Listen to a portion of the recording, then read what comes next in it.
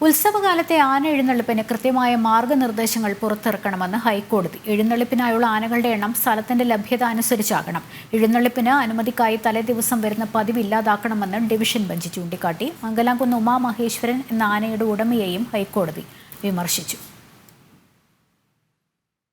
അടുത്ത ഉത്സവകാല സീസൺ ആരംഭിക്കുന്നതിന് മുൻപ് തന്നെ ആന എഴുന്നള്ളിപ്പിനായി കൃത്യമായ മാർഗനിർദ്ദേശങ്ങൾ പുറത്തിറക്കണമെന്നാണ് ഹൈക്കോടതി സർക്കാരിനോട് ആവശ്യപ്പെട്ടിരിക്കുന്നത്. എഴുന്നള്ളിപ്പിന് അനുമതിക്കായി തലേദിവസം വരുന്ന പതിവ് ഇല്ലാതാക്കണം.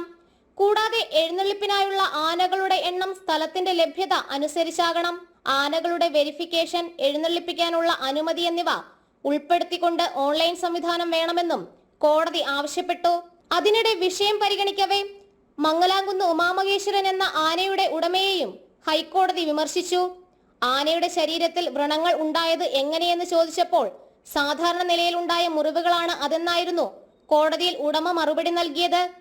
നാട്ടാനയ്ക്ക് സാധാരണ മുറിവുകൾ എങ്ങനെ ഉണ്ടാകുമെന്ന് ചോദിച്ച കോടതി മംഗലാംകുന്ന് ഉമാമഹേശ്വരന് ഫിറ്റ്നസ് സർട്ടിഫിക്കറ്റ് കൊടുത്ത വെറ്ററിനറി സർജൻ ആരാണെന്നും ആരാഞ്ഞു. ഭാഗികമായ പക്ഷാഘാതം മാത്രമേ ആനയ്ക്ക് ഉണ്ടായിട്ടുള്ളൂ എന്ന് ഉടമ അറിയിച്ചപ്പോൾ ദൈവത്തിന് നന്ദി എന്നായിരുന്നു ഹൈക്കോടതിയുടെ പരിഹാസം. ആനകളെ വളർത്തുന്നത് പണം കറന്നെടുക്കുവാനുള്ള സംരംഭങ്ങൾ ആയിട്ടാണെന്നും വിമർശിച്ച കോടതി വിഷയം വീണ്ടും പരിഗണിക്കാനായി മാറ്റി. ജനം, കൊച്ചി.